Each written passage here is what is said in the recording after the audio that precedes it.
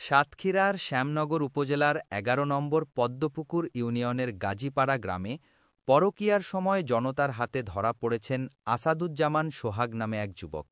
স্থানীয় সূত্রে জানা যায়, শুক্রবার ৩১ অক্টোবর রাতে পরকীয়া সম্পর্কের জেরে এক নারীর বাড়িতে প্রবেশ করলে স্থানীয়রা সোহাগকে হাতে নাতে আটক করে গণধোলাই দেন।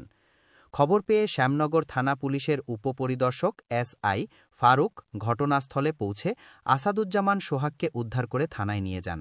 শ্যামনগর থানা সূত্রে জানা গেছে, বর্তমানে সোহাগকে থানায় হেফাজতে রাখা হয়েছে এবং এ ঘটনায় আইনগত ব্যবস্থা নেওয়ার প্রক্রিয়া চলছে।